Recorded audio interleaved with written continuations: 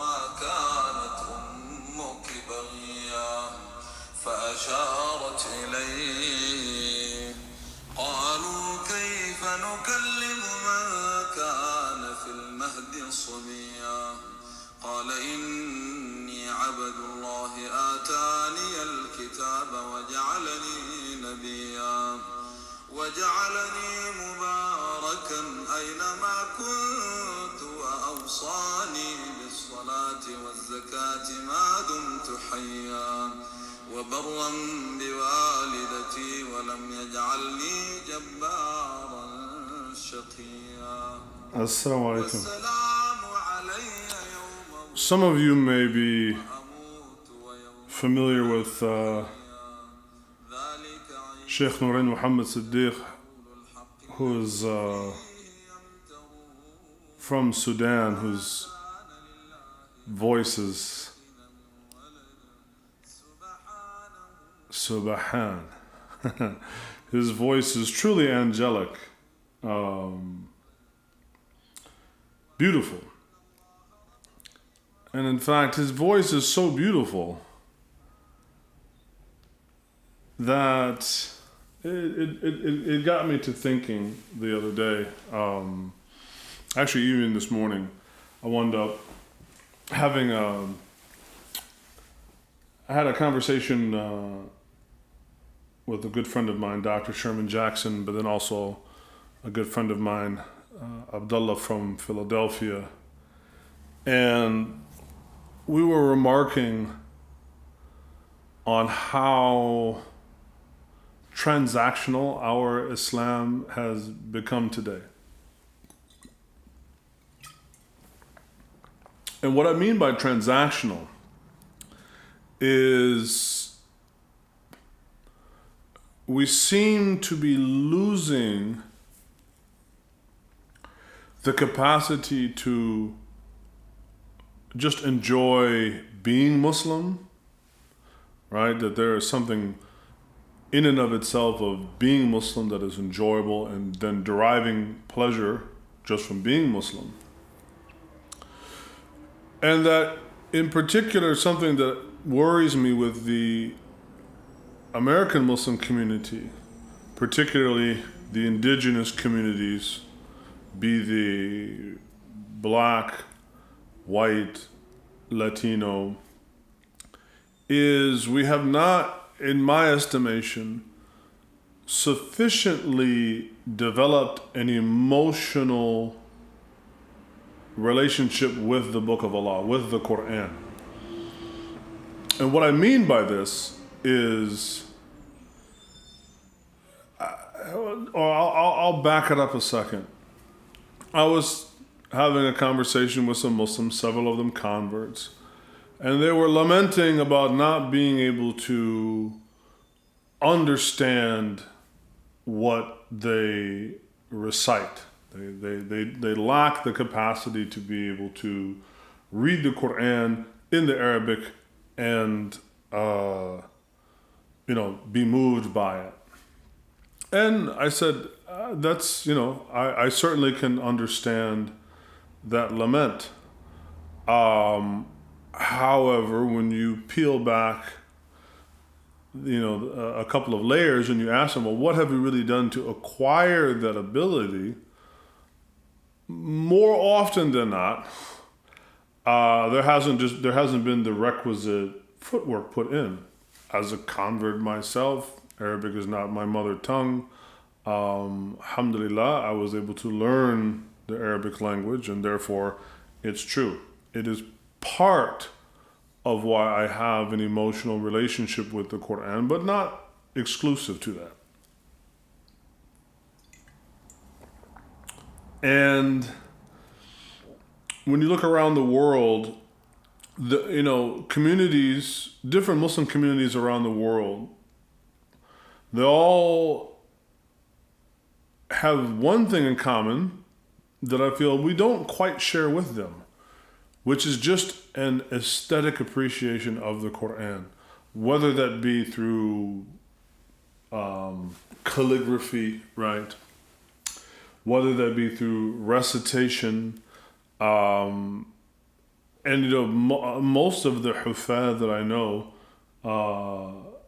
that come out of a lot of friends of mine are from a South Asian background who have become hufad of the Qur'an, and they themselves say, we don't intimately understand. Like, they have obviously a general idea, but they're like, yeah, we don't have a deep, intimate understanding of the Arabic language.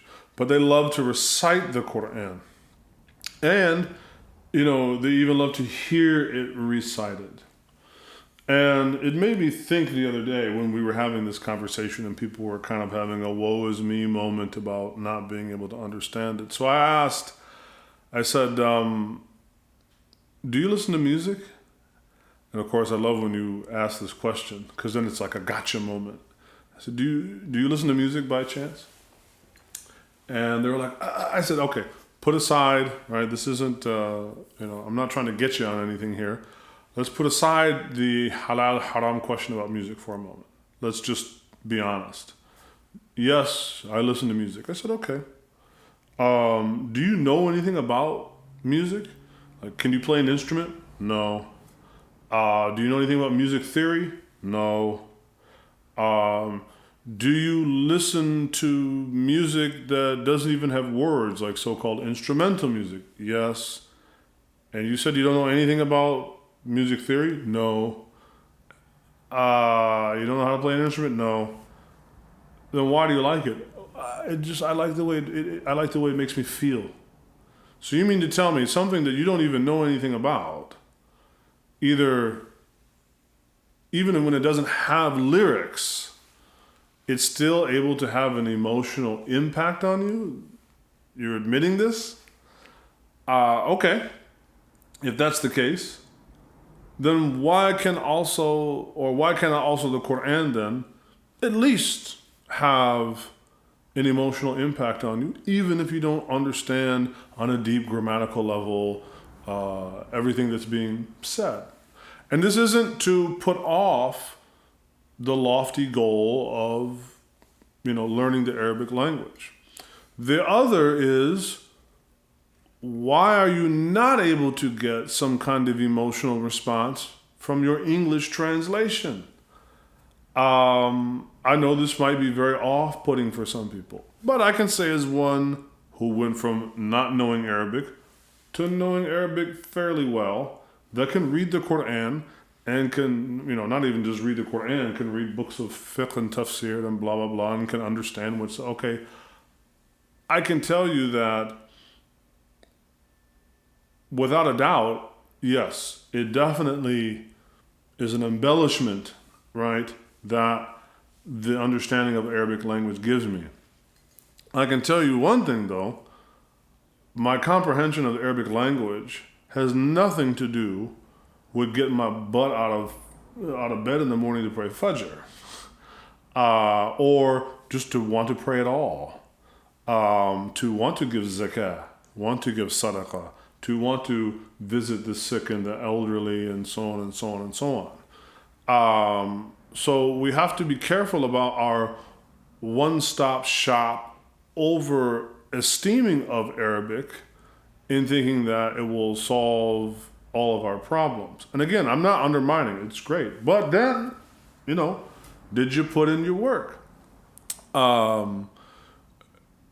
was reading something the other day talking about music, and it was an interview done by some newspaper, and it was a young guy interviewing Don Henley, who was the lead singer of the Eagles. And he was asking him, of course, about one of the most famous songs by the Eagles, Hotel California. And when he asked Don, he said, hey, there's this refrain or this line that says, I called up the captain, please bring me my wine. We haven't had that spirit here since 1969. The journalist, this young guy, asked Don Henley, he said, has it ever bothered you, or do you have any regrets for writing that line? Because technically wine is made through a process of fermentation, And spirits, like whiskey, are made through a process of distillation. It's a different chemical process.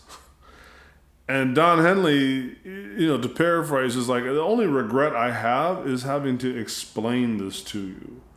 He's like, it's poetry, it's allegory, it's metaphor, it's poetic voice.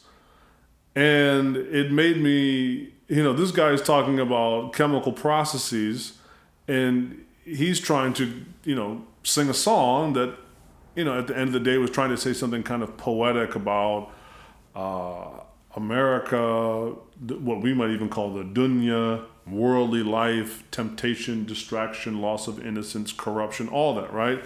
And here's this guy getting caught up over the technical terms.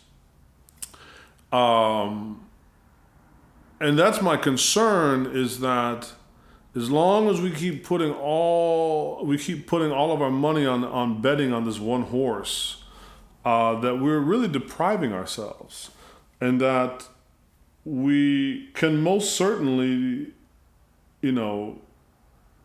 develop an appreciation of the Qur'an, not even just by having wonderful reciters like, Sheikh Noreen, but just from a realization of not just simply what is being said, but who is saying it. If you understand that the one who is saying it is Rabbul Alameen, is the Lord of all the worlds, is Maliki Yawmiddin, or Maliki Yawmiddin, is the king or the owner of the Day of Judgment, is Ar-Rahman and Ar-Rahim, is the most merciful and the most compassionate. If you understand that it's God talking, that alone should allow you to be able to have a certain level of appreciation, even without understanding what the words are.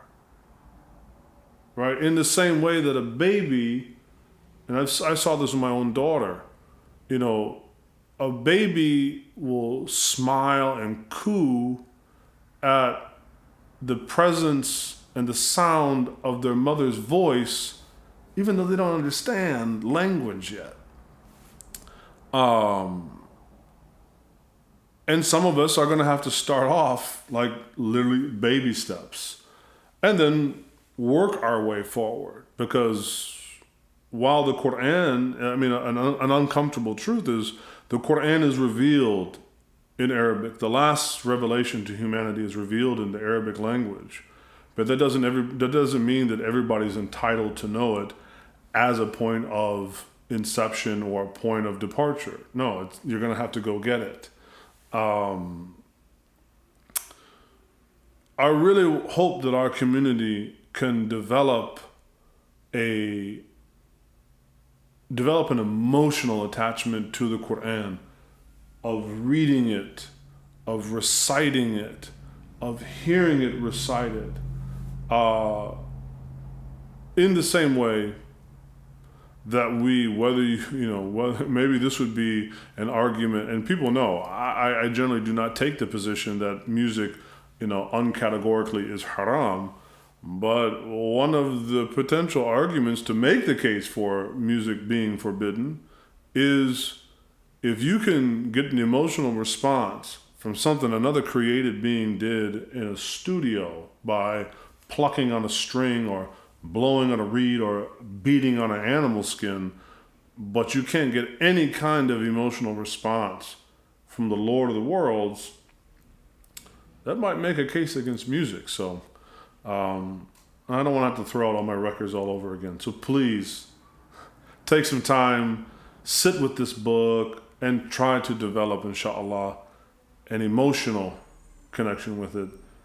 Jazakum Allahu khairan. Assalamu alaikum.